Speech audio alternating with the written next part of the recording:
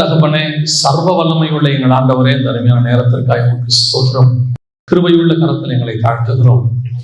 நாட்களை விசேஷித்துக் கொள்ளுகிறவன் கர்த்தருக்கென்று விசேஷித்துக் கொள்ளுகிறான் என்ற வசனத்தின் படி ஆண்டவரே, இந்த நாளை நாங்கள் உமக்கென்று விசேஷித்துக் கொண்டோம். மகிமையுள்ள கரத்தில் எங்களை தாழ்த்துகிறோம். நீர் பேசும், நீர் இடைபடுகிறார். எங்கள் ஆண்டவர் இயேசுவின் நாமத்தில் பிதாவே, அல்லேலூயா. வெளிப்படுத்தின விசேஷம் 2ஆம் அதிகாரம் 7வது வசனம்.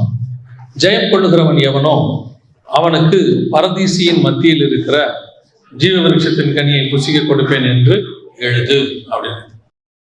இந்த பரதீசியின் மத்தியில் இருக்கிற ஜீவ விருட்சம் அப்படின்னு நம்ம வாசிக்கிறோம். ஆனால் இந்த பரதீசியின் மத்தியில் இருக்கிற ஜீவ விருட்சம், முதல்ல பரதீசுனா என்னன்னு உங்களுக்கு சொல்லிடுறேன். பரதீசு அப்படின்னா பாரடைஸ் அப்படின்னு ஆங்கிலத்தில் சொல்லுவாங்க. பரதீசு வேற, பரலோகம் வேற. பரலோகம்னா ஹெவன், பரதீசுனா பாரடைஸ்.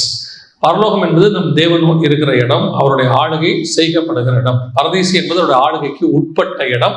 இன்னும் சொல்ல போனா ஆவிகள் இளைப்பாறுகிற இடம். அதாவது பரலோகத்துக்கு போகிறதுக்கு முன்பதாக ஒரு குறிப்பிட்ட காலகட்டம் வரைக்கும் மரித்த பரிசுத்தவான்கள் அங்கே இருப்பார்கள். பழைய ஏற்பாட்டு பரிசுத்தவான்களும் சரி, இப்பொழுது மரிக்கிற புதிய ஏற்பாட்டு பரிசுத்தவான்களும் சரி, அந்த பரதீசிக்குள்ளே இளைப்பாரி கொண்டிருப்பார்கள். இயேசு கிறிஸ்து வருகிற வரைக்கும், அதாவது மாம்சத்தில் வெளிப்பட்டு சிலுவையில் அறையப்படுகிற அன்று வரைக்கும் இந்த பழைய ஏற்பாட்டு பரிசுத்தவான்கள் வாக்குத்தத்தம் பண்ணப்பட்டதை அடையாமல் போனார்கள் அப்படின்னு இருக்கு. 11:39 எபிரேயர்கள் நிருபத்துல அப்படி இருக்கிறது. என்ன வாக்குத்தத்தம் பண்ணப்பட்டது அப்படிங்கிறதெல்லாம் பின்னாடி இருக்கிறது. ஆனால் அவர்களுக்கு மிக முக்கியமாக அந்த இளைப்பாறுகிற ஸ்தலம், ரெஸ்ட் இன் பீஸ் அப்படின்னு நம்ம சொல்றோம், நார்மலா சொல்றோம் இல்லையா, அந்த இளைப்பாறுகிற ஸ்தலம் பரதீசு அவர்களுக்கு அருளப்படவில்லை. அவங்க எங்க இருந்தாங்கன்னா பாதாளத்தினுடைய மேல் பகுதி, மேல் பாதாளம் அப்படிங்கிற இடத்துலதான் இருந்தாங்க. அங்கதான் ஆபிரகாமுடைய மடியில கொண்டு போய் லாசருவை விட்டார்கள். ஸோ இந்த பாரடைஸ் அப்படிங்கிறது இயேசு கிறிஸ்துவின் மரணத்திற்கு பிறகு வந்தது. அங்கே இருக்கிறவளுக்கு அதுக்கு பிறகுதான் பரிசுத்தவான்கள். இப்போ இயேசு கிறிஸ்துவின் மரணத்தோடு கூட இயேசு என்ன செய்கிறாரு, அந்த பூமியின் தாழ்விடங்களில் அவர் இறங்கினார் அப்படின்னு இருக்கு. இறை கவ்விக்கொண்டு ஏறி போனாய் அப்படின்னு யூதாவை பத்தி 49ஆம் அதிகாரத்துல யாக்கோபு தீர்க்க தரிசனமா உரைக்கிறார். அதன்படி இயேசு கிறிஸ்து சிலுவையில் அறையப்பட்ட அன்று மரித்து காவலுள்ள ஆவிகளுக்கு அவர் பிரசங்கித்தார்னு பேதுரு புஸ்தகத்துல வாசிக்கிறோம். அங்கே பிரசங்கம் பண்ணி, பிரசங்கம்னா என்னன்னா ஆல்டர் கால் கொடுக்கறது இல்ல, பிரசங்கத்துல நிறைய வகை இருக்கிறது. தெருவில் பண்றோமே அதுவும் ஒரு பிரசங்கம் தான், அது சுவிசேஷ பிரசங்கம். இப்போ நீங்க பைபிள் ஸ்டடி எடுக்கிறீங்க பாத்தீங்களா, இதுவும் ஒரு பிரசங்கம் தான், ஆனா அது பேர் வேத பாடம். இப்போ அதே நேரத்துல இப்போ சக்சஸ் ஆயிருச்சு, இப்போ தேர்தலுக்கு எலெக்ஷனுக்கு பேசுறாங்கல்ல, இது ஓட்டு கேட்கறதுக்கான பிரசங்கம் பண்ணுவாங்க. அவங்க மைக் பிடிச்சி பிரச்சாரம் பண்றாங்கன்னு சொல்றோம். அதே நேரத்தில் ஜெயிச்ச பிறகு ஒன்று பேசுவாங்கல்ல, அதுக்கு பேர் பிரச்சாரம் இல்லை, அது வெற்றி பிரசங்கம். நம்ம ஜெயிச்சிட்டோம். அந்த மாதிரி பிரசங்கத்துல நிறைய இருக்குது. இயேசு காவலுள்ள ஆவிகளுக்கு பிரசங்கித்தார் அப்படின்னா என்ன அர்த்தம்னா, விக்டோரியஸ் சர்மன், அதாவது ஜெயிச்சதுக்கான பிரசங்கம். நான் உலகத்தை ஜெயிச்சுட்டேன், மேல் பாதாளத்துல உள்ளவங்களே உங்களை மீட்டு கொண்டு நான் போக வந்திருக்கிறேன், தாழ்ந்த பாதாளத்தில் உள்ளவர்களே இந்த காலத்துக்காக தான் உங்களை நாங்கள் அன்னைக்கு கீழ்ப்படிய சொன்னோம், நீங்க கீழ்ப்படியாததுனால இப்போ உங்களை நீங்க பாருங்க இவங்களோட பங்கடைய முடியல அப்படிங்கக்கூடியதான ஒரு பிரசங்கம் அது. அதனாலதான் காவலர் உள்ள ஆவிகளுக்கு அவர் பிரசங்கித்தார் அப்படின்னு இருக்கிறது. ஸோ அவர் அந்த மேல் பாதாளத்தில் உள்ளவங்களாம் எடுத்துக்கிட்டு பாரடைஸ்க்கு போயிட்டார். இப்போ அவங்க எல்லாமே பாரடைஸ் பரதீசிக்குள்ளே இருக்கிறார்கள். இப்போ நம்ம என்ன பார்க்க போறோம் அப்படின்னா, சபைக்கு வந்துட்டோம். இப்போ நம்ம எல்லாருடைய நம்பிக்கை என்ன அப்படின்னு கேட்டீங்கன்னா, கிறிஸ்தவங்களாகி சர்ச்சுக்குள்ள மெம்பர் ஆகி பணம் கட்டிட்டோம், சந்தா கட்டிட்டோம், அல்லது தொடர்ந்து இங்க வரோம்னா கண்டிப்பா பரலோகத்துக்கு போயிடுவோம்னு ஒரு கன்ஃபர்மேஷன் இருக்குல்ல. அப்படி ஒரு கன்ஃபர்மேஷன் சபைக்கு வரதுனால மட்டும் கிடைக்காது. ஸோ நாங்க கண்டிப்பா பரலோகத்துல எங்களுக்கு ஆண்டவர் என்ன செஞ்சிருவாரு, இடம் கொடுத்துருவாரு அப்படின்னா இல்ல. இந்த வசனம் என்ன சொல்லுது, சபைக்கு வந்தவங்களை பார்த்து ஆண்டவர் சொல்றாரு, எபேசு சபைக்கு வந்தவங்களை பார்த்து ஆண்டவர் சொல்றாரு, ஜெயம் கொள்ளுகிறவன் எவனோ அப்படின்றாரு. அப்படின்னா என்ன அர்த்தம், சபையில் இருக்கிற எவனோ அப்படின்னு சொல்லல, சபையில இருந்து ஜெயம் கொள்ளுகிறவன் எவனோ. சபைக்கு வந்தவங்க எல்லாம் பரதீசிக்கு போவாங்க நாங்க சொல்லல, சபைக்கு வந்தவர்களில் ஜெயம் கொள்ளுகிறவன் எவனோ அப்படின்னு. இப்ப இந்த பரதீசிக்கு நான் போகணும்னாலே எதையோ என்ன செய்ய வேண்டி இருக்கிறது, ஜெயிக்க வேண்டி இருக்கிறதுன்னு சபை சொல்லுது. இப்ப இந்த பாரடைஸ், அப்ப அது போறது அவ்வளவு கஷ்டமா? வாசிங்க லூக்கா 23:43. இயேசு அவனை நோக்கி, இன்றைக்கு நீ என்னுடனே கூட பரதீசில் இருப்பாய் என்று மெய்யாகவே உனக்கு சொல்லுகிறேன் என்றார். அவரோட அர்த்தம் என்ன, அந்த கல்லன் நம்ம எல்லாருக்கும் தெரிஞ்சிருக்கிறதான ஒரு காரியம் தான் இது. நீங்க வருஷா வருஷம் தியானிக்கிறதான ஒரு விஷயமா கூட இருக்கலாம். என்ன அப்படின்னு கேட்டீங்கன்னு சொன்னா, இன்று நீ என்னோடு கூட பரதீசில் இருப்பா. யாரை பார்த்து சொன்னாரு, கல்லனை பார்த்து சொன்னாரு. அந்த கல்லன் யாருன்னு பார்த்தீங்கன்னா, சில மணி நேரம் அவரோடு கூட சிலுவையில் தொங்கினதான ஒரு மனுஷன். சில மணி நேரம் சிலுவையில் அவரோடு கூட தொங்கினதான ஒரு மனுஷன். அவனுக்கு கர்த்தர் ஒரு வாக்கு பண்றாரு, இன்னைக்கு நீ என்ன செஞ்சியா, நீ சாயங்காலத்துக்குள்ள அவர் மரிச்சு போக போறாரு, சாயங்காலத்துக்குள்ள அவருடைய பாடியை சிலுவையிலிருந்து இறங்கிடுவாங்க. ஆண்டவர் சொல்றாரு, இன்றைக்கு நீ என்னோடு கூட பரதீசியில் இருப்பாய். அப்படின்னா என்னங்க அர்த்தம்? பரதீசிக்கு போறது அவ்வளோ ஈஸியா? ஏன்னா இந்த கள்ளன் வாழ்நாள் முழுக்க என்னவா இருந்திருக்கிறான்? கள்ளனாக தான் இருந்திருக்கிறான். இன்னும் சொல்ல போனா அவன் ரட்சிக்கப்பட்டு சிலுவைக்கு வரவே இல்லை. சிலுவைக்கு வரும்போதும் அவன் கள்ளனாக தான் இருந்தான், தேவனை தூஷிக்கிறவனாக இருந்தான். வாசிங்க மத்தேயு சுவிசேஷம் 27ஆம் அதிகாரம் 44வது வசனம் வாசிங்க. அவரோடே கூட சிலுவைகளில் அறையப்பட்ட கள்ளரும் அந்தப்படியே அவரை நிந்தித்தார்கள். அந்தப்படியே அவரை நிந்தித்தானா நிந்தித்தார்களா? நிந்தித்தார்கள். 2 பேர் இருந்தாங்கன்னு இருக்குது. யோவான்ல இடதுபுறமும் வலதுபுறமாக இருந்தாங்க, நடுவில் இயேசு தொங்கினார் அப்படின்னு இருக்கிறது. அப்படி இருக்கும் பொழுது அந்த சிலுவைக்கு கபாலஸ்தலத்துக்கு அவர்கள் வரும் பொழுது நீங்க பாத்தீங்கன்னா 2 பேரும் தான் அவரை நிந்தித்தார்கள். இந்த கள்ளன் ஏற்கனவே சுவிசேஷம் கேட்டவன் அல்ல, ஏற்கனவே ரட்சிக்கப்பட்டவன் அல்ல, அல்லது இயேசு கிறிஸ்துவை ஃபாலோ பண்ணின சீஷன் அல்ல, அல்லது இயேசு கிறிஸ்துவை பத்தி கேள்விப்பட்டு மனம் திரும்பி வந்ததான கள்ளன் அல்ல. வரும்பொழுது வசனம் தெளிவா சொல்லுது, சிலுவையில் அவரோடு கூட இருந்த கள்ளர்களும் அவரை அந்தப்படியே நிந்தித்தார்கள் அப்படின்னு. சோ அப்ப அவன் அங்க வந்துதான் ஒரு டிரான்ஸ்பர்மேஷன் ஆயிருக்கு, அங்க வந்துதான் ஒரு மாற்றம் நடந்திருக்கு. சில மணி நேரங்கள், அந்த மாற்றம் எவ்வளவு நேரத்துக்குள்ள வந்திருக்குது? சில மணி நேரத்திற்குள் வந்திருக்கிறது. அதே நேரத்தில் இந்த பரதேசிக்கு போறதை பத்தி பைபிள் சொல்லுச்சு, நம்ம வாசிச்சோம். வெளிப்படுத்தல் 2:7 என்ன சொல்லுச்சு? ஜெயம் கொள்ளுகிறவன் எவனோ அவனுக்கு பரதேசியின் மத்தியில். அப்படின்னா என்ன அர்த்தம்? ஜெயம் பெற்றாதான் பரதேசிக்கே போக முடியும். சபையை பார்த்து சொல்றாரு. அப்போ பரதேசிக்குள்ள போகிறது ரொம்ப கஷ்டமா ஈஸியா? பாரடைஸ்குள்ள போகிறது கஷ்டமா ஈஸியான்னு பார்த்தா, கள்ளன்கிட்ட சொல்லும் போது சில மணி நேரத்துக்குள்ளேயே உள்ள போகிற மாதிரி இருக்குது, ரொம்ப ஈஸியா போன மாதிரி இருக்கு. ஆனால் சபை கிட்ட சொல்லும் போது நீ ஜெயம் பெற்றாதான் போக முடியும், அது கஷ்டமாக தெரிகிறது. இன்னும் ஒரு வசனத்தை நீங்கள் வாசிங்கள். 2 கொரிந்தியர் 12ஆம் அதிகாரம் 2-3 வசனங்களை வாசிங்க. கிறிஸ்துவுக்குள்ளான ஒரு மனுஷனை அறிவேன், அவன் 14 வருஷத்திற்கு முன்னே 3ஆம் வானம் வரைக்கும் எடுக்கப்பட்டான். அவன் சரீரத்தில் இருந்தானோ சரீரத்திற்கு புறம்பே இருந்தானோ அதை அறியேன், தேவன் அறிவார். அந்த மனுஷன் பரதீசுக்குள் எடுக்கப்பட்டு மனுஷர் பேசப்படாததும் வாக்கு கெட்டாததுமாகிய வார்த்தைகளை கேட்டான் என்று அறிந்திருக்கிறேன். இது எழுதுறது யாருன்னா பவுல் எழுதுறார். இது யாரை பத்தினா அவரை பத்தி தான் இருக்கும் என்று அதிகமாக நம்பப்படுகிறது. அடுத்த வசனம் வாசிங்க. அவன் சரீரத்தில் இருந்தானோ சரீரத்திற்கு புறம்பே இருந்தானோ அதை அறியேன், தேவன் அறிவார்.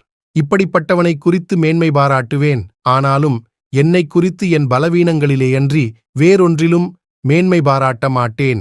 யாரை பத்தி எழுதுறாருங்கிறது ஒரு அன்னோனா இருக்கு, ஒரு தேர்ட் பர்சனை பத்தி எழுதுற மாதிரி இருக்குது.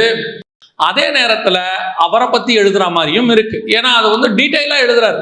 சரீரத்தில் இருந்தானோ அல்லது ஆவியில் இருந்தானோ அறிவேன், சரீரத்துக்கு புறம்பே இருந்தானோ அறிவேன், மனுஷர் பாஷையோ தேவர் தூதர் பாஷையோ அறியேன், இப்படிப்பட்டவனை குறித்து நான் மேன்மை பாராட்டுவேன். ஆனால் என்னை குறித்தோ அப்படின்ட்டு எழுதுறதுனால மேபி இன்னொரு ஆளு, மேபி அவரா கூட இருக்கலாம் அப்படி என்று கருதப்படுகிறது. அப்படி இருக்கும் பொழுது அந்த மனுஷனை குறித்து எழுதும் போது பயங்கர ஸ்லாக்கித்து எழுதுறாரு பாரடைஸ்க்கு போனதை பத்தி. அவன் இப்படிப்பட்டவனை குறித்து நான் மேன்மை பாராட்டுவேன் அப்படின்னு சொல்றார். அதே நேரத்தில் அவரை பத்தி சொல்லும் போது பலவீனங்களை குறித்து தான் சொல்லுவேன் அப்படிங்கிறார். அப்ப இந்த பரதீசு போகிறது, நான் சொல்றது பாரடைஸ், திருப்பியும் சொல்றேன், பரதீசை குறித்து சொல்லுகிறேன். இது போகிறது லகு மாதிரி தெரியல, ஈஸியா தெரியல. இப்ப இங்க பேசுறது எதை பத்தி? நம்ம பேசுறது எதை பத்தி? பரதீசை பத்தி, பாரடைஸை குறித்து. இது 3வது வானம். இவங்க எல்லாம் போயிட்டு வர்றது 1வது வானம். இவங்க சொல்ற பரலோகம்ன்றது அது எத்தனை வானம்? 1ஆம் வானம், தேவன் இருக்கிற இடம். இது பாரடைஸ், ஆவிகள் இளைப்பாற இடம் 3வது வானம். 3வது வானத்துக்கு போறதுக்கே இவ்வளவு பாடுங்கிறார் அவரு, அவ்வளவு கஷ்டம் அப்படிங்கிறாரு. அதே நேரத்துல 3வது வானத்துக்கு கல்லனை பார்த்து இயேசு ரொம்ப ஷார்ட் டைம்ல சொல்லிட்டாரு, இன்று நீ என்னோடு கூட பரதீசியில் இருப்பாய். அப்போ எது ஈஸி? பாரடைஸ்க்கு போறது ஈஸியா கஷ்டமா? எப்படி கல்லனுக்கு இந்த வாய்ப்பு கிடைக்குது? ஏன்னா நம்மில் அநேகர் இயேசு கிறிஸ்துவை விட கல்லனை அதிகமாய் பார்க்கிறவங்க இருக்கிறாங்க இல்லையா?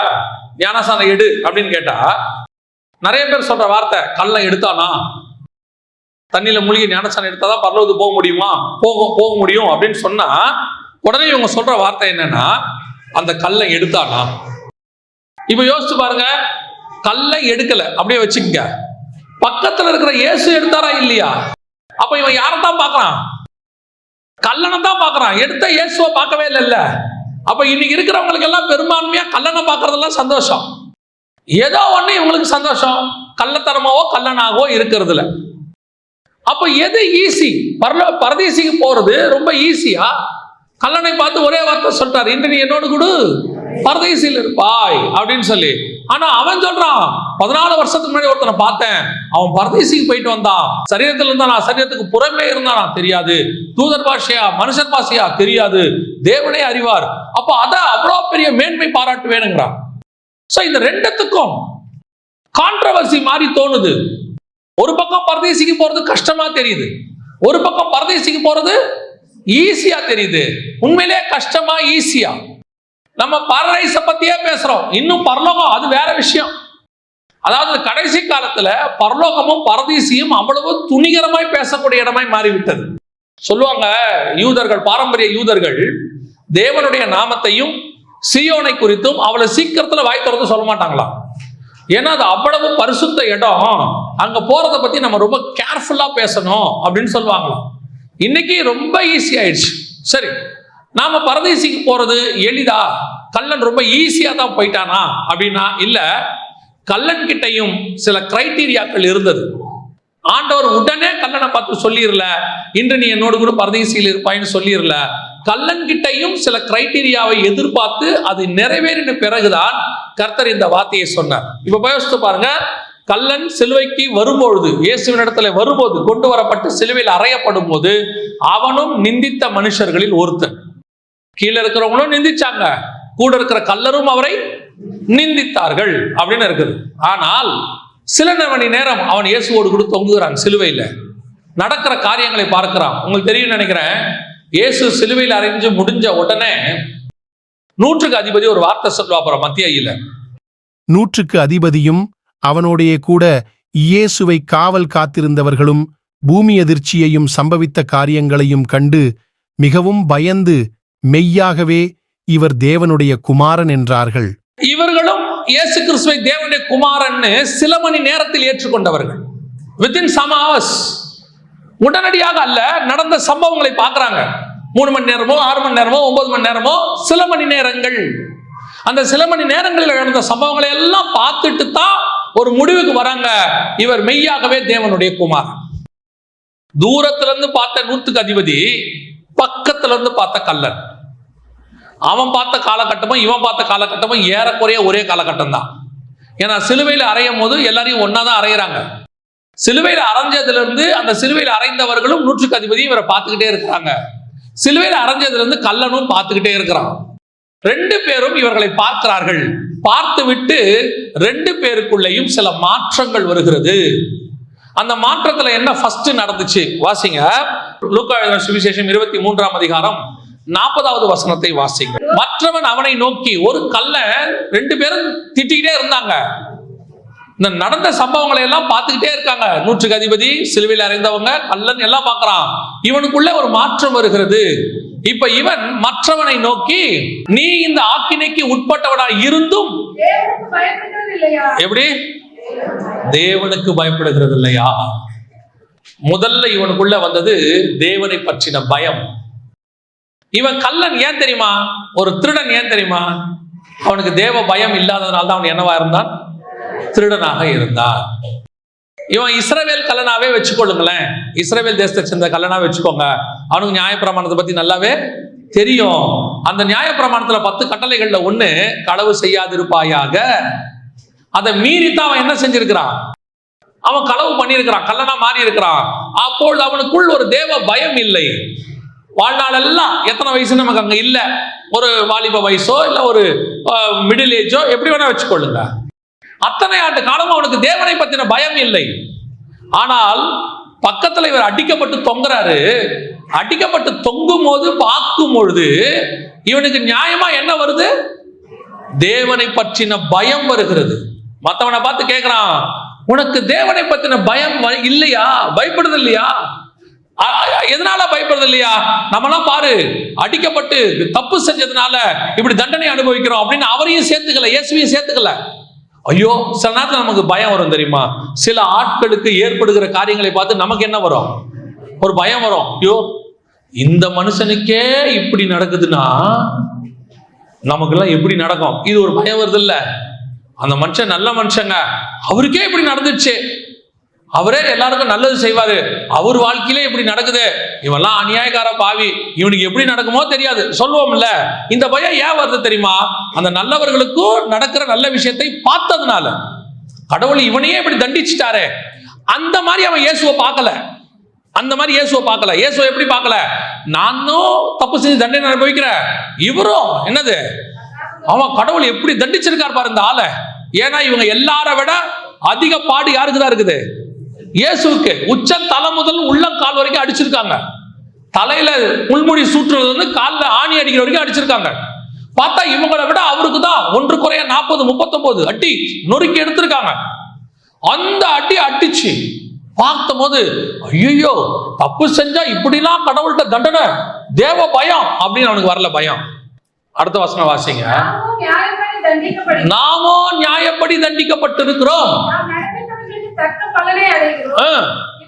இவரோ தகாதொன்றையும் நடப்பிக்கவில்லையே என்று. இதுதான் கள்ளனுடைய முதல் குவாலிட்டி. நான் தப்பு செஞ்சு தண்டனை அனுபவிக்கிறையா, இவர் தகாததொன்றையும். என்ன பெரிய ஆச்சரியம் தெரியுமாங்க? இயேசுவை பார்க்கிறவனா சொல்றான் இவர்கிட்ட தப்பு இல்லை. எப்படி சொல்லுவான்? யோசிச்சு பாருங்க. இந்த கள்ளன் என்ன இயேசுவோட 3.5 வருஷம் ஊழியத்தில் இருந்தானா? கூடவே இருந்தானா?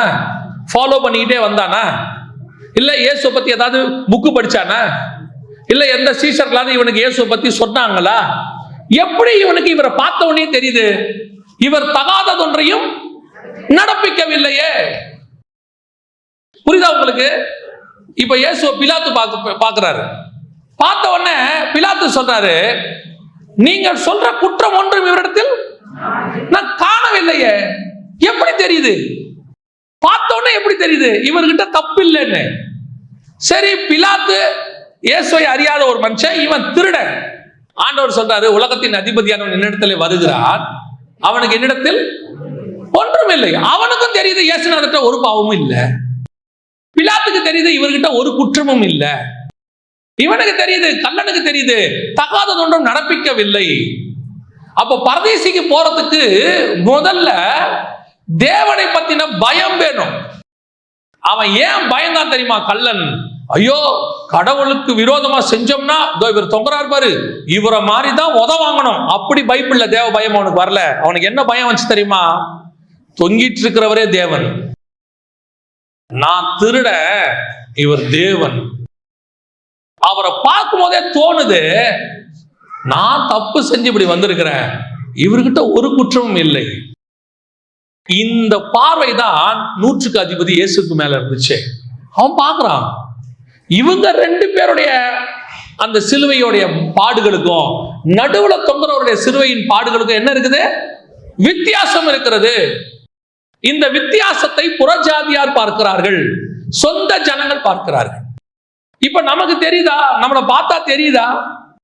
நாம மத்தவங்க படுற மாதிரி நமக்கும் கஷ்டம் வருது.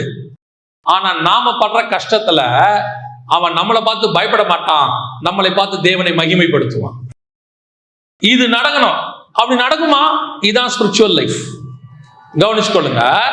நான் ஒரு குற்றத்தை அனுபவிக்கும் போது இப்படி எடுத்துக்கோங்க, ஈஸியா புரியறதுக்கு சொல்றேன். எத்தனை பேர் பைபிள்ல பாடு அனுபவிச்சாலும் யோபு பாடு அனுபவிக்கும் போது உங்களுக்கு தோணுதா இல்லையா? அவன் நீதிமான், அவன் அநியாயமா பாடு அனுபவிக்கிறான், தோணுதா இல்லையா? தாவீதே பாடு அனுபவிச்சான்னு நமக்கு தோணுதுல, அவன் செஞ்சதுக்கு தாங்க நடந்துச்சு சொல்றான் இல்லையா?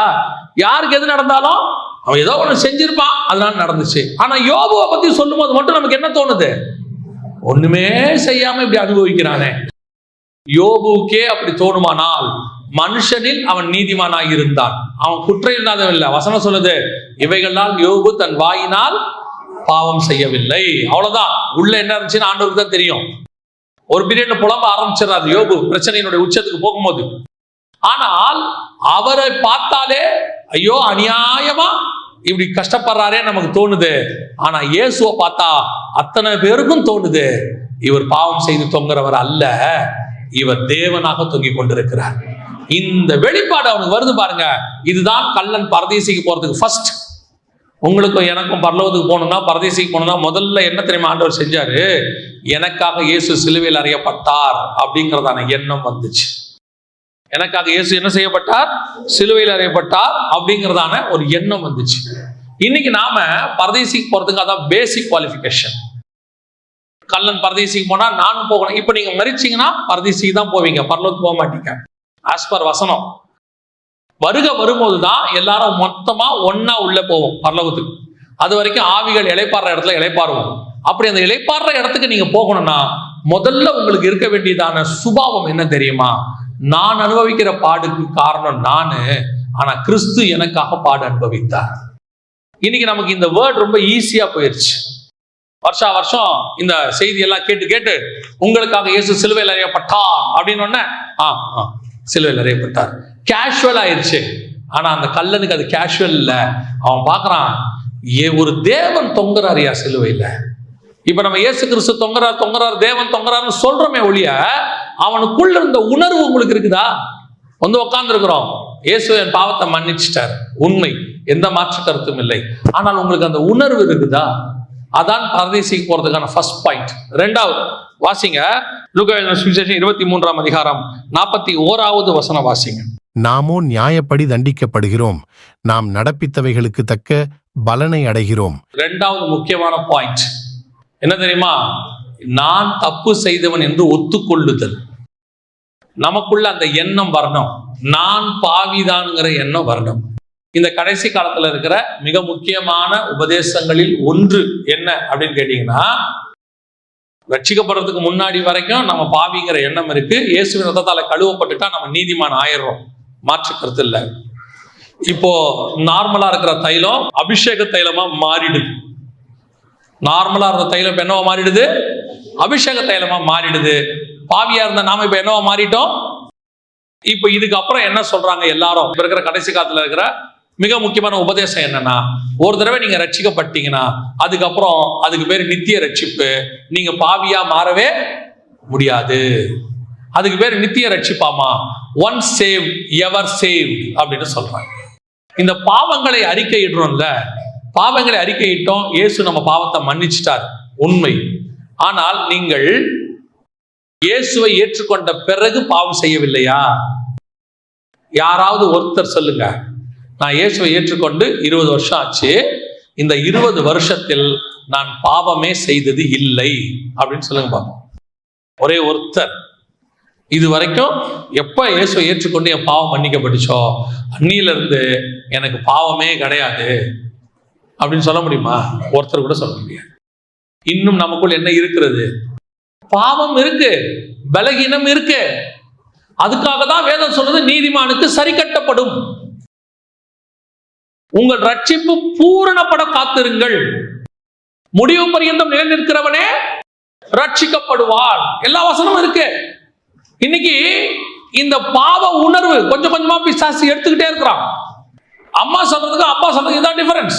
என்னைக்காவது எந்த தாயாவது தகப்பனாவது டோன்ட் வரி மை சன், தைரியமா போய் எழுது, 10வது போனா என்ன திருப்பி எழுதிக்கலாம், 12வது போனா என்ன திருப்பி எழுதிக்கலாம், யாராவது ரிசர்வேஷன்ல சொல்லி இருக்கிறீங்களா? அதே பவுல் தான் கேட்டாரு, அன்போட வரட்டுமா பெரம்போட வரட்டுமா? ரெண்டும் இருக்கு.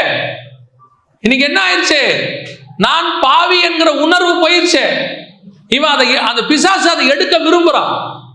நம்மில் பாவம் இல்லை என்று சொல்வோமானால், ஆமா, ரொம்ப கேர்ஃபுல்லா இருக்கணும். அதுதான் அவங்ககிட்ட அது கல்லன் கிட்ட இருந்த ரெண்டாவது மிக முக்கியமான விஷயம் என்ன தெரியுமா? நான் பாவி ஆண்டவரே. எல்லா தப்பு செஞ்சவங்ககிட்டயும் ஒரு காரணம் இருக்கும் தெரியுமா உங்களுக்கு? ஆதாம் கிட்ட ஒரு காரணம் இருந்துச்சு. ஏன்டா பழம் சாப்பிட்ட? அந்த அம்மா கொடுத்துச்சு. அந்த அம்மாவை கேட்டாரு, ஏமா நீ ஏமா பழம் சாப்பிட்ட? பாம்பு இந்த பாம்பு பண்ண வேலை அந்த மட்டும் ஒரு காரணம் இருந்துச்சுல்ல, நான் சாப்பிட்டேன்னு சொல்லாது. ஆனா இவன் சொன்னா இல்ல இல்ல இல்ல நான் பாவி, ஐ அம் த ரீசன். நாமோ நடப்பித்தவைகளுக்கான தக்க பலனை அடைகிறோம். ஒத்துக்கொள்ளுகிற சுபாவம். பரதீசிக்கு போனோம்னா முதல்ல ரெண்டாவது இருக்க வேண்டிய சுபாவம் என்ன தெரியுமா? கன்ஃபெஷன். எனக்கு நான் ஆமா. பைபிள் எனக்கு ஆண்டவர் சொல்லி கொடுத்த ஒரு விஷயம், சவுலுக்கும் தாவீதுக்கும் இதான் டிஃபரன்ஸ். சவுலுக்கிட்ட என்ன குணம்?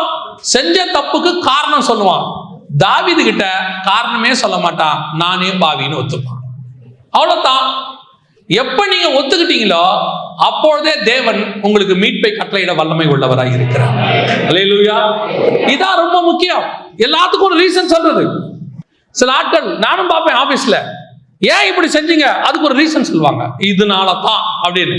நான் வேலை பார்த்த இடத்துல நான் ஒர்க் பண்ணவருக்கு ரீசன் சொன்னா பிடிக்காது. அவர் ரீசன் அவர் சொல்லுவார், சரி அவன் தான் தப்பு பண்ணா நீ என்ன பண்ணேன்னு, நீ சரி பண்ணலாம்ல அப்படிம்பாரு. அவருக்கு இந்த ரீசன் சொன்னா பிடிக்காது. ஏன் பிடிக்காதுன்னு அப்புறம் பார்த்தேன், பைபிள்ல ஆண்டவருக்கே ரீசன் சொன்னா பிடிக்காது. ஆண்டவர் என்ன சொல்றாரு? Each and everybody have the own reasons. எல்லாருக்கும் சுய காரணங்கள் இருக்கு. ஒவ்வொருத்தருக்கும் அவன் சைடுல ஒரு நியாயம் இருக்கு. உன் நியாயத்தையே நீ பேசிக்கிட்டு இருந்தீனா மன்னிப்பு கிடைக்காது. நீதிபதி பாருங்க, 2 பேர்கிட்ட கேட்பாரு, 2 பேரும் வாதம் பண்ணுவாங்க, 2 பேரும் நியாயம் சொல்லுவாங்க. ஆனா நீதிபதிக்கு தெரியும் ஒருத்தனுடைய வாதத்தில் நியாயம் இருக்கிறது, ஒருத்தனுடைய வாதத்தில் நியாயம் இல்லை. அவன் சைடு அவன் நியாயமா சொன்னாலும் அதில் ஒரு குற்றம் இருக்கிறது. ஆண்டவர் எதை விரும்புறார் தெரியுமா? அடிக்கடி சொல்லுவாங்க, நீங்க பாருங்க, நீங்க கூட பார்த்திருப்பீங்க, அப்ரூவர் ஆயிட்டா தண்டனை இல்லைம்பாங்க. அந்த அவர் என்ன ஆயிட்டாரு? அப்ரூவர் ஆயிட்டாரு, ஒத்துக்கிட்டாரு, எல்லாத்தையும் ஒத்துக்கிட்டாரு அப்படிமா. ஒத்துக்கிட்டா அவருக்கு தண்டனை குறைவு அப்படிம்பாங்க. நம்ம ஆண்டவர்கிட்ட ஒத்துக்கிட்டா மன்னிப்பு தண்டனையே கிடையாது. ஆண்டவர் சொல்றாரு, நீ பாவின்னு ஒத்துக்கவே ஒத்துக்காது. புருஷனை கேட்டா பொண்டாட்டி மேல பழி போடுறது, பொண்டாட்டியை கேட்டா மாமியார் மேல பழி போடுறது, மாமியாரை கேட்டா பேரப்பிள்ளைங்க மேல பழி போடுறது, பேரப்பிள்ளைகளை கேட்டா எல்லாரும் மேலேயும் பழி போடுறது. அந்த குடும்பத்தில் உட்காந்து கேட்டு பாருங்க எல்லாரும். அதான் நான் எப்பவும் சொல்லுவேன், நீங்க பாவம் செஞ்சோன்னு என்னைக்கு ஒத்துக்கிறீங்களோ அன்னைக்குதான் ஆண்டவர் மன்னிப்பே தர முடியும். ஆர்கியூமெண்ட்ஸ் அடுத்து அடுத்து அடுத்து அடுத்து, அதுக்கு இதுதான் காரணம், இதுக்கு அதான் காரணம், போயிட்டே இருக்குது. ஆனா ஆண்டவர் எதிர்பார்க்கறது நீ ஒத்துக்கோ, ஆமா தப்பு, சரி நான் பண்ணது ஆமா ராங் சொல்லும் பொழுது ஆண்டவர் சொல்றாரு, இன்று நீ என்னோடு கூட பரதீசில் இருப்பாய். உனக்கு ஆவிகள், நீ rest, your rest in peace பா. ஏன் நீ பாவங்களை அறிக்கை செய்து விட்டுட்டினா உனக்கு ரெஸ்ட் இன் பீஸ். இன்னைக்கு அறிக்கை செய்யாத ஒரு கூட்டம் சபைக்குள்ள இன்னைக்கு என்ன இருக்கு? அடுத்தவனை குற்றப்படுத்துறது, அடுத்தவன் தப்பு. இப்பவும் சொல்றேன், எவன் தப்புன்னு சொல்றதுக்கு சபை இல்லை, நான் தப்புன்னு சொல்றதுக்கு மட்டும்தான் இங்க சபை இருக்கு. நம்மை நாமே நிதானித்து அறிந்தோமானால் நாம் நியாயம் தீர்க்கப்படும். பரலோகத்துக்கு வர்றவன் எப்படிப்பட்டவனா இருப்பான் தெரியுமா? ஒருத்தரை ஒருத்தர் மன்னிக்க கூடியவனாக இருப்பான். அல்லேலூயா. அதுல பிரதானமானது நான் பாவின்னு தான் மன்னிப்பு வந்துருச்சு, வேலை முடிஞ்சிருச்சு. கல்லன் இருந்த அடுத்த குவாலிட்டி என்ன தெரியுமா? இப்போ கல்லன் தேவனுக்கு பயப்படுகிற பயம் வந்துருச்சு. அடுத்து நான் பாவி என்று என்ன செஞ்சுட்டான்? அறிக்கை செஞ்சுட்டான். எப்போ அவன் பாவி என்று அறிக்கை செய்து தன்னுடைய பாவங்களை அறிக்கை செய்து விட்டு விட்டானோ அந்த நிமிஷத்தில் இயேசுவும் ரத்தம் சிந்திட்டார். இப்ப இயேசு என்னவாயிட்டாரு? ரத்தம் சிந்திட்டார். ரத்தம் சிந்தியாச்சு தானே, அவர் ரத்தம் வெளியே வந்துருச்சு. இப்போதிலிருந்து அவன் எப்படி மாறிட்டானா? நீதிமானாக மாறிட்டான். அந்த செகண்ட் அவனுக்கு கல்லறையில அடுத்த பார்த்து தொடங்கிருச்சு. அவன் வரும்போது கல்லன், இயேசு ரத்தம் சிந்தி இருந்தார். இயேசு ரத்தம் சிந்தின பிறகு அவன் கல்லனா இருந்தாலும் பாவங்களை அறிக்கை செஞ்சுட்டா அவன் நீதிமானாய் மாறுகிறான். அதான உண்மை. இப்போ நம்ம அப்படித்தானே மாறுறோம். இயேசு நமக்காக ரத்தம் சிந்தி இருக்கிறார். நாம் பாவங்களை அறிக்கை செய்து விட்டு விட்டால் நம்ம என்னவாய் மாறுகிறோம்? நீதிமானாய் மாறுகிறோம். இது அவனுக்கு சிலுவையிலே நடக்க ஆரம்பிச்சிருச்சு. அவன் வரும்போது பாவியாய் வந்தான், சிலுவையில நிந்திக்கிறான். ஆனா இப்ப இயேசு அவனுக்காக ரத்தம் சிந்திட்டார். அவனுக்கும் சேர்த்துதான் என்ன பண்ணிருக்கிறாரு? ரத்தம் சிந்தி இருக்கிறாரு. இப்ப அவன் நடந்ததெல்லாம் பாக்குறான். நம்மள மாதிரியே தான். என்ன நமக்கும் அவனுக்கு என்ன தெரியுமா டிஃபரன்ஸ்? அவனுக்கு ஒரு 2 மணி நேரம் வச்சுக்கோங்க, நமக்கு 2000 வருஷம், அவ்வளவுதான் டிஃபரன்ஸ். சம்பவம் ஒண்ணுதான். இப்ப அவன் பாக்குறான், எல்லாத்தையும் பார்த்துட்டு, ஆண்டவரே என்னை மன்னிச்சிடுங்க, நான் பாவி, நான் பாவம் செஞ்சுட்டேன், நீங்க தேவன் அப்படின்னு அவர் மேல அவனுக்கு ஒரு பயம் வந்துருச்சு. அந்த நிமிஷத்தில் அவன் என்னவாய் மாறிவிட்டான்? நீதிமானாய் மாறிட்டான். அவ்வளவுதான். பாவங்களை அறிக்கை செய்து விட்டு விட்டா அவன் நீதிமான் தான். இயேசுவின் ரத்தம் சிந்தப்பட்டாச்சுன்னா என்னவாயிடுறான்? நீதிமான. இப்போ சிலுவையில அந்த நிமிஷத்துல இருந்து எப்ப அவன் நான் பாவின்னு ஒத்துக்கிட்டானோ அந்த நிமிஷத்துல இருந்து அவன் என்னவாயிட்டான்? நீதிமான். அதைத்தான் நம்ம இன்னைக்கு வரைக்கும் சபையில சொல்லிட்டு இருக்கோம். நமக்கு நமக்கும் அவனுக்கும் ஒரே ஃபார்முலா தான். இப்ப அவன் சிலுவையில நீதிமானாய் மாறியாச்சு. இப்ப இதுல இருந்து நீதிமானுடைய பாடுகள் அவனுக்கு வந்துருச்சு. வாசிங்க 2 தீமோத்தேயுவின் புஸ்தகம் 2ஆம் அதிகாரம் 12வது வசனத்தை வாசிங்க. அவரோடு கூட பாடுகளை சகித்தோமானால் அவரோடு கூட ஆளுகையும் செய்வோம். இப்ப இவன் என்ன பண்ணிட்டு இருக்கான் தெரியுமா? பாவியா வந்து சிலுவையில தொங்குறான். நான் சொல்ற ஒரு உதாரணம், இத்தனை மணி நேரம்ன்றது ஒரு ஜஸ்ட் அன் எக்ஸாம்பிள். அவ்வளவு மணி நேரம் தான் நினைக்காதீங்க. ஒரு 1.5 மணி நேரம் 2 மணி நேரம் இப்படி தொங்கிட்டு பார்த்துக்கிட்டே இருக்கிறான். நடக்கிற சம்பவத்தெல்லாம் பார்க்கறான். அந்த பக்கம் ஒரு கல்ல இருக்கான், அவன் புலம்புறத பார்க்கறான். இவரு நமக்காக ஜெபிக்கிறத பார்க்கறான். அவர் புலம்புறத இவன் பார்க்கறான். ஐயோ ஆண்டவரே வலிக்குதே, அம்மா ஐயான்னு கத்துறான். இவரோ, ஆண்டவரே இவர்கள் தாங்கள் செய்கிறது என்னதென்று அறியாது இருக்கிறார்கள். பிதாவே, என் தேவனே, என் தேவனே, யாரை போய் கூப்பிடுறாரு? எல்லாத்தையும் பக்கத்துல இருந்து பார்த்துக்கிட்டே இருக்கான். அவன் சொன்னான், என்ன மன்னிச்சிருங்க ஆண்டவரே, நான் தப்பு செஞ்சுட்டேன், நான் பாவி, ஏண்டா உனக்கு பயம் இல்லையாடா இப்படி சொல்றியே? எல்லாம் முடிஞ்சிச்சு. இப்போ இவன் பாவம் மன்னிக்கப்பட்டு இந்த நிமிஷத்துல இருந்து இவன் என்னவா தொங்கிட்டு இருக்கிறான்? நீதிமானாய் தொங்கிக்கிட்டு இருக்கிறான். நீதிமான் இயேசு கிறிஸ்துவோடு சிலுவையில் தூக்கினால் அவரோடு கூட அவன் பாடு சகிக்கிறான்னு அர்த்தம். புரியுதா? அவன் செஞ்ச தண்டனைக்கு இயேசு கிறிஸ்து ரத்தம் என்ன கொடுத்துருச்சு? இப்ப இவன் கேட்ட உடனே என்ன கொடுத்துருச்சு? மன்னிப்பு கொடுத்துருச்சு. மன்னிப்பு கிடைச்ச நிமிஷத்துல இருந்து என்னவாய் தொங்குகிறான்? நீதிமான. இப்ப அவன் கல்லன் இல்ல, இப்ப அவன் யாரு? நீதிமானாய் தொங்குகிறான், தொங்கிட்டே இருக்கிறான். இப்ப இங்க என்ன நடக்குது? இவனும் நீதிமானாக தொங்கி கொண்டிருக்கிறான். அந்த இடத்துல தொங்கிட்டு இருக்கும் போது அவரோடு கூட பாடு சகித்தோமானார். முதல்ல இப்ப இவனும் அவரோடு கூட சிலுவையை பகிர்ந்து கொள்ளுகிறவனாய் மாறிட்டான். பாவம் மன்னிக்கப்பட்ட அந்த நிமிஷத்துல இருந்து, அந்த செகண்ட்ல இருந்து இவன் என்னவா மாறிட்டான்? ஆமா, இப்ப நீங்களும் நானும் பாவத்தை அறிக்கை செஞ்சுட்டோம், பாவம் மன்னிக்கப்பட்டுருச்சு. எத்தனை பேர் அவரோடு கூட பாடு சகிக்கிறோம்? நம்ம விரும்புறது என்ன? பாடு சகித்தல விரும்புகிறோமா, பாடு வேணான்னு விரும்புகிறோமா? பாடுகளை இப்போ எங்க யாராவது பாட விரும்புவாங்களா? பாடு யாராவது விரும்புவாங்களா? அதுவும் இந்த காலம் என்ன காலம் தெரியுமா?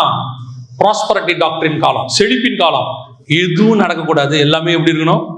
ஆசீர்வாதமா இருக்கணும். கேட்கறதுக்கே நல்லா தானே இருக்குது இல்ல? வாசிங்க, இந்த வசனத்தை வாசிங்க, சரியான்னு பாருங்க.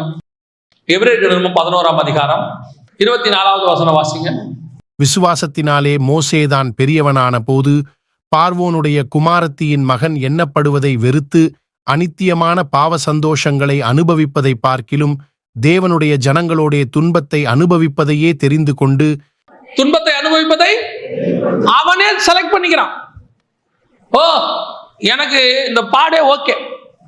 என்ன மோசே, நீங்க பார்வோன் குமாரத்தியின் மகன் அல்ல, அதெல்லாம் இருக்கட்டும், அந்த பாடுகளை கொடுத்துருங்க என்கிட்ட.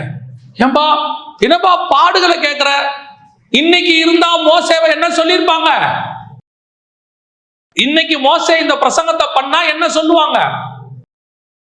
மோசே ஒரு கள்ள உபதேசக்காரர், அவர் ராங் டாக்டரின், தப்பா பேசிக்கிட்டு இருக்கிறாரு. நாம் எல்லாம் ராஜாவின் பிள்ளைகள்.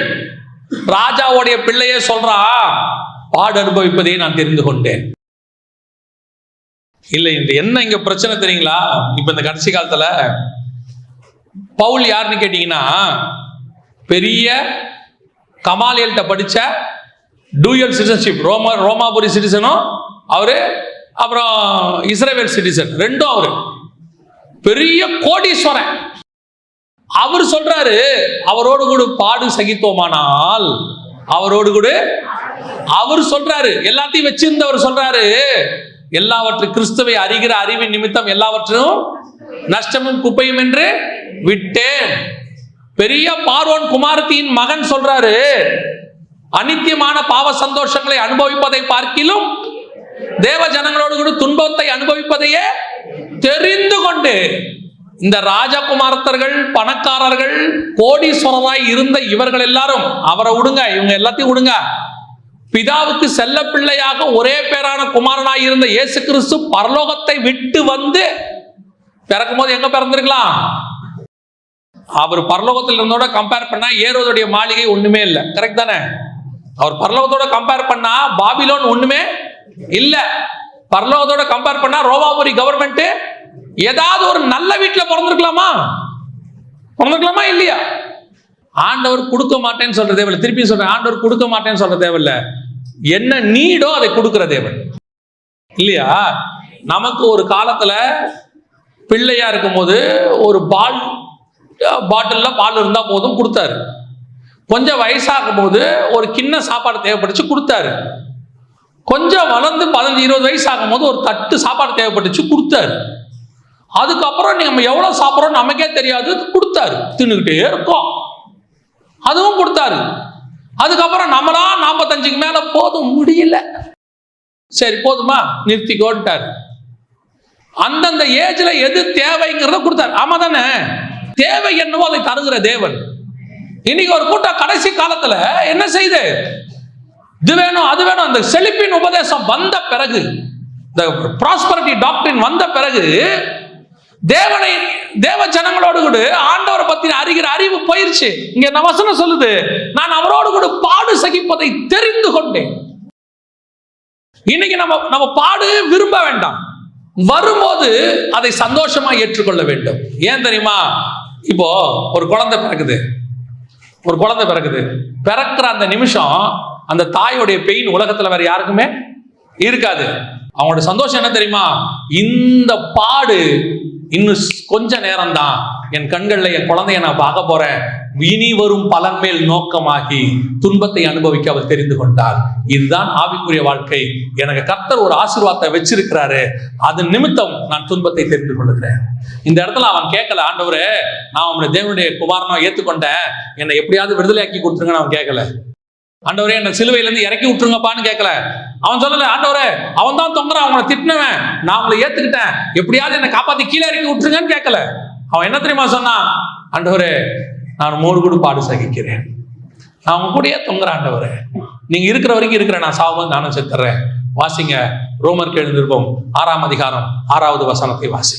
பாவ சரீரம் ஒளிந்து போகும் பொருட்டாக என்னுடைய பழைய மனுஷன் அவரோடு கூட சிலுவையில் அறையப்பட்டது என்று இந்த கல்லனுக்கு நல்லா தெரியுது. இது என்னுடைய பழைய மனுஷன், இத்தோட இது முடிய போகுது, நான் சாக போறேன், என் பிரச்சனை ஓவராக போகுது. எப்படிங்க சொல்றீங்க? அவன் சிலுவை பாட அனுபவிக்கும் போது இன்னொரு வார்த்தையை சொல்றான், அதுதான் ரொம்ப இம்பார்ட்டன்ட். அவன் இந்த சரீரத்தை காப்பாத்தி கொடுங்கன்னு கேட்கல, ஆண்டவரே நான் உங்களை ஏற்றுக்கொண்டேன் என்னை உடனே விடுதலையாக்குங்கன்னு கேட்கல, எப்படியாவது என்னை காப்பாத்தி கொடுத்துருங்கப்பான்னு கேட்கல. அவன் அப்படியே பாடு அனுபவிச்சுட்டே இருக்கான். அவனுக்கு ஒண்ணு தெரியுது, இது இல்ல, இதுக்கப்புறம் இன்னொன்னு வரப்போகுது. வாசிங்க லூக்கா எழுதின சுவிசேஷம் 23ஆம் அதிகாரம் 42வது வசனத்தை வாசிங்க. ஆண்டவரே உம்முடைய ராஜ்யத்தில் வரும்போது, இப்ப அவன் கேட்கல இப்ப என்ன விடுதலையாக்கி கொடுங்கன்னு கேட்கவே இல்லை. அவன் கேட்டது, ஆண்டவரே நான் ஏற்றுக்கொண்டேன், என் பாவத்தை மன்னிச்சிடுங்க, உம்முடைய ராஜ்யத்தில் வரும்போது என்னை ஏற்றுக்கொள்ளும். அதன் அர்த்தம் என்ன? இங்கே என்ன விடுதலையாக்குங்கன்னு கேட்கல, உம்மோடு கூட நான் சிலுவையில் அறையப்பட்டிருக்கிறேன், நீர் வரும்போது உம்மோடு கூட பாடு சகித்தோமானால் உம்முடைய கூட ஆளுகையும் செய்வோம். அவன் கேட்டது அதான், நீர் உம்முடைய ராஜ்யத்தில் வரும்போது என்னை நினைத்துக்கொள். அவன் ஏன் பரதேசிக்கு போனான் தெரியுமா? அந்த எவனா இருந்தாலும் என்ன கேட்பான்? அத்தனை பேர் என்ன கேட்பான்? நம்மள என்ன கேட்போம்? யாராவது சொல்லுவோமா, பரவாயில்ல ஆண்டவரே நான் இப்ப செத்துற விட்டுருங்க, ஆனா எனக்கு ஹெவன்ல நல்ல ஒரு இது கொடுங்கன்னு கேட்போமா? நம்மளா தான் என்ன கேட்போம்? ஆண்டவரே கொண்டாடி பிள்ளைலாம் இருக்குது, தெரியாம செஞ்சுட்டேன், எப்படியாவது மன்னிச்சு என்ன வெளியே விட்டுருங்க. வியாதியா இருக்குது, டாக்டரே சொல்றாரு இதுக்கு தேராதுன்னு, அப்ப கூட நம்ம என்ன கேட்கிறோம் ஆண்டவர்கிட்ட? ஆண்டவரே எப்படியாவது என்னை காப்பாத்தி கொடுத்தா நான் ஊழியம் பண்றேன்ப்பா. ஆண்டவரே எனக்கு சின்ன சின்ன பிள்ளைகளா இருக்குது, என்னை காப்பாத்தி கொடுத்துருங்க ஆண்டவரே. ஆண்டவரே இப்படி எனக்கு ஏதாவது சொல்லி கொடுத்தா இனிமேட்டு நான் பாவமே செய்ய மாட்டேன், அப்படித்தானே சொல்றோம். இப்ப நாம ரட்சிக்கப்படணும், இப்ப மீட்கப்படணும், இப்ப காப்பாற்றப்படணும், இந்த பூமியில இன்னும் இருக்கணும், இன்னும் அப்படிங்கிற எண்ணம் நமக்கு இருக்கு. ஆனால் அந்த இடத்தில் கல்லனுக்கு அந்த எண்ணமே இல்லை. அவன் கேட்கவே இல்லை. கீழே ஒருத்தன் சொல்றான், நீ தேவனுடைய குமாரனை ஆனால் உன்னையும் ரட்சித்து எங்களையும் ரட்சிங்க, பக்கத்துல இருக்க கல்லன் சொல்றான். அந்த இதை இவன் சொல்லல. அவனுக்கு தெரியுது அவன் தேவனுடைய குமாரனை ஆனாலுங்கிறான். இவன் சொல்றான் அவர் தேவனே என்னை எப்படியாவது காப்பாத்தி கொடுங்கன்னு அவன் கேட்கல. அவன் சொன்னது ஒன்னே ஒண்ணு, இப்ப விட்டுருங்க ஆண்டவரை, இதை பத்தி விட்டுருங்க, நீர் உம்முடைய ராஜ்யத்தில் வரும்போது என்னை நினைத்தருளும். நம்முடைய ஒவ்வொருத்தருடைய சிந்தனையும் இதுவாக தான் இருக்கணும். இப்பவும் சொல்றேன், இந்த உலகத்துல பிரச்சனை வரும், போராட்டம் வரும், இல்லாதவங்க யாருமே கிடையாது. கொஞ்சம் பேர் சொல்லுவாங்க, நான் சமீபத்துல பெரிய பணக்காரன், இந்தியாவில் இருக்கிற மிக முக்கியமான பணக்காரர், அவருடைய மகனுடைய பேட்டியை போட்டாங்க. நான் யோசிச்சேன், அந்த மனுஷன் நினைச்சானா இந்த உலகத்துல எந்த மூலையில இருக்கிற மருந்தையும் கொண்டு வர முடியும். தனி விமானத்துல தனி டாக்டரை வச்சு அவனை என்ன செய்ய முடியும்? கொண்டு வர முடியும். அந்த அளவுக்கு அவனுக்கு கெப்பாசிட்டி இருக்கு. அவன் கேட்டானா எத்தனையோ நாடுகள் உடனடியாக உதவி செய்யும்.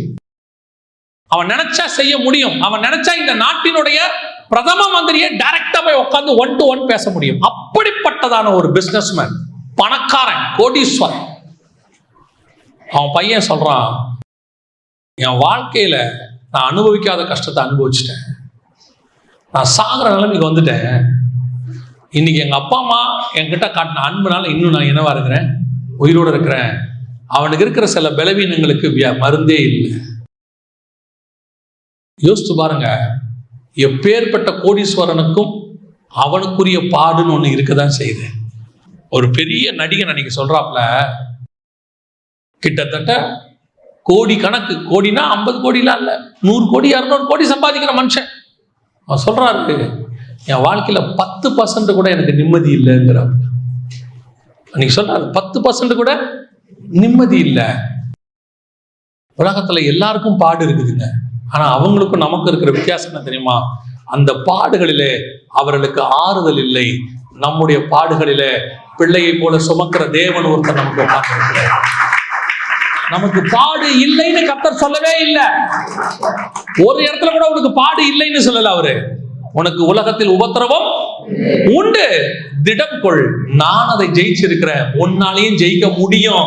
காரணம், நீ ஏன் பிள்ளை, நான் ஜெயிச்சா என் பிள்ளைய நீயும் உன்னால ஜெயிக்க முடியும் தான் ஆண்டவர் உத்தரவாதம் நமக்கு தந்திருக்கிறார். அல்லேலூயா. அப்ப இந்த உலகத்தில் நாம் சந்திக்கிற பாடுகள், வேதனைகள், உபத்திரவங்கள், இது எல்லாமே எதுக்கு தெரியுமா? இனி வரும் பலன் மேல் நோக்கமாகி. அதனாலதான் அந்த கள்ளன் கேட்கல, ஆண்டவரே ரொம்ப பெயினா இருக்கு, இந்த பெயினை குறைச்சு கொடுங்க. நாம கேட்கிறோம்ல, ஆண்டவர் இந்த வலியை கொஞ்சம் குறைச்சு கொடுங்கப்பா.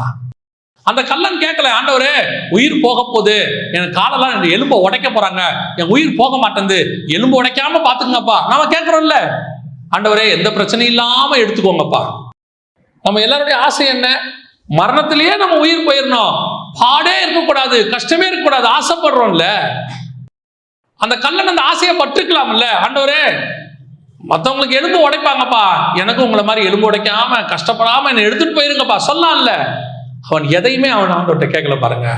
அவனே ஒன்று கேட்டான், ஆண்டவரே இந்த பாடம் நான் சகிச்சுக்கிறேன், ரத்தம் சொட்டுது, உங்களுக்கு தெரியும் நினைக்கிறேன், சிலுவையில் அறையப்படுதல் நம்ம வெறும் இயேசுவை நினைக்கிறோம். கல்லனையும் யோசிச்சு பாருங்க, 2 கையில ஆணி அடிச்சு காலில் அடிச்சு சொட்டு சொட்டா ரத்தம் போகும்போது உங்களுக்கு யோசிச்சு பாருங்க, கொஞ்ச நேரம் ரத்தம் போனாலும் நமக்கு என்ன ஆயிடுது? மயக்கம் வந்துடுது இல்ல.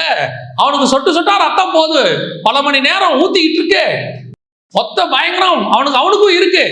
இயேசு அளவுக்கு இல்ல, அவனுக்கும் கொஞ்சம் இருக்கு. ஆனா அவன் ஆண்டவரை பார்த்து இது எதுவுமே கேட்கல. அவனே ஒண்ணு கேட்டான், இதெல்லாம் போட்டு ஆண்டவரை நான் சகிச்சுக்கிறேன், பரவாயில்ல, பிரச்சனை இல்லை, இந்த பூமியில நான் பட்ட பாடு இருக்கட்டும், ஆனா வரப்போகிற ராஜ்யத்தில் நான் ஆளுகை செய்ய வேண்டாம். இதுதான் நாம் ஒவ்வொருத்தருடைய வாஞ்சையாக இருக்கணும். இங்க இருக்கிற பாடுகளை நான் சொல்றேன், ஒரு நாளும் ஆண்டவர் நம்மை கைவிட மாட்டார். இது கொஞ்ச காலம் தான். அதனால்தான் பரிசுத்தவாடி அழகா சொல்லுவாங்க, கொஞ்ச காலம் இயேசுவுக்காக கஷ்டப்பாடு சகிப்பதினால் இன்னல் துன்பம் யாவும் இன்பமாய் மாறும் இயேசுவை நான் காணும் போது. அதுதான் கர்த்தர் நமக்கு நியமிச்சது. அதான் ஆண்டவர் சொல்றாரு, இன்று நீ என்னோடு கூட பரதீசில் இருப்பாய். ஏன் சும்மா சொல்லல. அந்த கல்லனுக்குள்ள இருந்த சுபாவம் அப்படிப்பட்டதான சுபாவம். 14 வருஷத்துக்கு முன்னாடி ஒருத்தன் எவ்வளவு ஒரு ஆவிக்குரிய எக்ஸ்பீரியன்ஸ்ல இருந்தானோ அது அத்தனையும் சில மணி நேரங்களில் இந்த கல்லனுக்குள் காணப்படுகிறது. ஆண்டவர் சும்மா செய்யல. 11 மணி நேரம் வேலை பார்த்தவனுக்கும் 1 மணி நேரம் வேலை பார்த்தவனுக்கும் ஒரே கூலி. ஆனால் 11 மணி நேரம் வேலை பார்த்தானே அவனுக்கும் சரி, 1 மணி நேரம் வேலை பார்க்கறானே அவனும் வேலை பார்க்கணும், அவனுக்கு சும்மா கொடுக்க மாட்டார்ல. 14 வருஷத்துக்கு முன்னாடி பரதேசிக்கு போனவனும் சரி, 4 மணி நேரம் 5 மணி நேரத்துக்குள்ள பரதேசிக்குள்ள போனவனும் சரி, 2 பேருக்கும் ஒரே கூலி தான். 2 பேரும் பார்த்து சொன்னாரு, பரதேசியில் இருப்பாய். ஆனா 2 பேருக்கும் அதனதற்குரிய பாடுகள் உண்டு. அந்த கல்லன் சும்மா போல பரதேசிக்கு, உங்களுக்கும் எனக்கும் கர்த்தர் அதே பரதீசியை நியமித்திருக்கிறார். மரணம் முந்துமானால், வருகை முந்துமானால், பரலோகம் அதுக்கு இன்னும் இருக்கணும். வருகையில பரலோகத்துக்கு போறதுக்கு இன்னும் மேன்மையான காரியங்கள் காணப்படும். நாம அந்த இடத்துல இருக்கிறோமா? சும்மா சொல்லாதீங்க, அவனை கல்லன் கல்லன் கல்லன் சொல்லாதீங்க. அவனும் இயேசுவின் ரத்தத்தாலே கழுவப்பட்ட நீதிமான் தான். அவன் அவரோடு கூட பாடு சகித்தவன் தான், அவரோடு கூட சிலுவையில் அறையப்பட்டவன் தான். பவுல் சொல்றாரு, அவரோடு கூட நான் சிலுவையில் அறையப்பட்டேன். அவனும் கூட அறைஞ்சாச்சு, அவனும் அவருக்காக அவரோடு கூட சிலுவையில சுமந்தாச்சு. அவன் பாடுகளை அவனும் சுமந்துட்டான். நம்மளுடைய பாடுகளை இயேசு சுமந்தார். இப்ப நம்மளை பார்த்து சொன்னாரு, அவன் தன் சிலுவையை, இப்ப கல்லனும் அவன் சிலுவையை சுமந்துட்டு வந்துட்டான்ல, அவன் வேலை முடிஞ்சிருச்சு இல்ல. நாம கல்லனை பார்த்து கல்லன் சொல்றதுக்கு எந்த தகுதியும் இல்ல. நாம யாருன்னு பார்க்க வேண்டிய இடத்துக்கு வந்துட்டோம். அவன் சக்சஸ்ஃபுல்லா முடிச்சுட்டான், நாம முடிப்போமான்னு பார்க்கணும். நாம முடிக்கிறோம் அப்படிங்கிற எண்ணம் இருந்தா நாமளும் தைரியமா ஆண்டவரை பார்த்து சொல்லுவோம், நீர் வரும்போது உங்களுடைய ராஜ்யத்தில் என்னை நினைவு கூறும் ஆண்டவரே. we are all waiting for his second coming. அவருடைய இரண்டாம் வருகைக்காய் நாம் காத்திருக்கிறோம். அப்ப காத்திருக்கும் போது நம்மளும் எப்படி சொல்லணும் தெரியுமா? அந்த கல்லன் மாதிரி கான்பிடென்டா, ஆண்டவரே இப்ப நான் சிலுவையை சுமந்துட்டேன், இதோ நான் சிலுவையில் அடைக்கப்பட்டுட்டேன், பாவ மன்னிப்பு செஞ்சுட்டேன், அதோ அங்க இருக்கிற கல்லனுக்கு காஸ்பலும் சொல்லிட்டேன், நீங்க தான் தேவனுங்கிறத அவருக்கும் சொல்லிட்டேன், இதோ நான் நீதிமானை தொங்கிக் கொண்டிருக்கிறேன், எனக்கு இங்க எதுவுமே வேணாம் ஆண்டவரே, என்னை விடுதலையாக்குங்க, என் காலை உடைக்காம பாத்துக்குங்க, எனக்கு மயக்கம் வருது, எனக்கு முன்னாடியே கொஞ்சம் மரணத்தை கொடுத்து நிம்மதியா போக விடுங்க, நான் எதுவுமே கேட்கல ஆண்டவரே, நான் எப்படியோ இந்த கஷ்டத்தை அனுபவிச்சு முடிச்சிடுறேன், எனக்கு இங்க ஒரு ஜெப விண்ணப்பம் கூட கிடையாது, என்னுடைய ஒரே ஒரு விண்ணப்பம், நீ திரும்பி வரும்போது என்னை நினைவு கூறும். இந்த எண்ணம் நமக்கு இருக்குமானால் நம்மளை பார்த்தும் கர்த்தர் அந்த வார்த்தையை சொல்லுவார், நீ என்னோடு கூட இன்று பரதீசையில் இருப்பாய். அல்லேலூயா. நாம் ஜெபிக்க போகிறோம். நாம் எல்லோரும் எழுந்திருக்கலாமா தேவ சமூகத்துல? கோடான கோடி ஸ்தோத்திரங்களை ஏறெடுக்கிறோம் அப்பா, துதிகளை ஏறெடுக்கிறோம். இப்படி வேதத்தை தியானிப்பது எத்தனை சந்தோஷம் பண்ணுகிறேன். தியானிப்பதற்கென்று எங்களுக்கு ஒரு நாளை நாங்கள் விசேஷித்துக் கொண்டோம். இந்த கல்லனோடு கூட நாங்களும் ஆண்டவரே உம்மை நோக்கி விண்ணப்பத்தை ஏறெடுக்கிறோம். அவனோடு கூட பரதீசையில பிரவேசிச்சுட்டான் ஆண்டவரே, நாங்க எப்படியாவது பிரவேசிக்கணும் ஆண்டவரே, இதை நாங்க இழந்து போய்விடக் கூடாது. ஒப்பு கொடுப்போமா தேவ சமூகத்துல? அவன் தேவ ஜனங்களோட துன்பத்தை அனுபவிக்க தெரிந்து கொண்டான். பவுல் சொல்றாரு, அவரோடு கூட பாடு சகித்தோமானால் அவரோடு கூட ஆளுகையும் செய்யும். சீக்கிரத்தில் நமக்கு ஒரு ஆளுகை வருகிறது. தேவன் தம்முடைய ராஜ்யத்தில் வரப்போகிறார். அந்த ராஜ்யத்தில் உங்களை என்னையும் பங்கடைய செய்ய போகிறார். இங்கே நாம் அவைகளை இழப்போமானால் அங்கே பெற்றுக்கொள்ள போகிறோம். எதை அவர் நாமத்தில் இழந்தாலும் அதை நூறத்தனையாய் பெற்றுக்கொள்ள போகிறோம். ஒப்பு கொடுப்போமா தேவ சமூகத்துல? ஆண்டவர் வரும் பொழுது அவருடைய வருகையில் எடுத்துக்கொள்ளப்பட்டு நாமும் அவரோடு கூட அந்த மகிமை பொருந்திய தேசத்துல காணப்பட வேண்டும் என்று விரும்புகிறவர்கள் நம்ம இன்னைக்கு தேவ சமூகத்தில் ஒப்பு கொடுக்க போகிறோம். ஆண்டவரே, இந்த உலகம் எனக்கு பாத்திரமா இருக்கவில்லை, உம்மோடு கூட நாங்கள் பரலோகத்தில் இருப்பதையே நாங்கள் வாஞ்சிக்கிறோம். ஆண்டவரே, ஒப்பு கொடுத்து ஜெபிக்கலாமா? நம்ம எல்லாம் கரங்களை ஆண்டவருக்கு நேராக உயர்த்தி ஒப்பு கொடுத்து ஜெபம் பண்ணுங்க. சர்வ வல்லமையுள்ள எங்கள் ஆண்டவரே, இந்த அருமையான நாட்களுக்காக உங்களுக்கு ஸ்தோத்திரம். இந்த நாளிலும் எங்களுக்குள் நாங்கள் ஒரு தீர்மானம் எடுக்கிறோம். ஆண்டவரே, இந்த உலகத்தில் என்ன பாடுகள், கஷ்டங்கள், போராட்டங்கள், வேதனைகள் வந்தாலும் அவை எல்லாவற்றையும் மேற்கொண்டு உமக்கு முன்பாக நிற்க பாத்திரவான்களா இருக்கும்படிக்கு ஒவ்வொரு நாளும் உண்மையே நோக்கி பார்க்கிறோம். அப்பா ஆண்டவரே, எங்களை நாங்கள் சிலுவையில் அறைய எங்களை ஒப்பு கொடுக்கிறோம். இந்த உலகம் எங்களுக்கு அல்ல ஆண்டவரே, சிலுவை என் முன்னே உலகம் என் பின்னே என்று ஓட எங்களுக்கு கிருபை பாராட்டும். உடைய மகிமையுள்ள கரத்தில் எங்களை தாழ்த்துகிறோம். தொடர்ந்து கர்த்தர் நீர் நடத்துவீராக. எங்கள் ஆண்டவர் இயேசுவின் நாமத்தில் பிதாவே.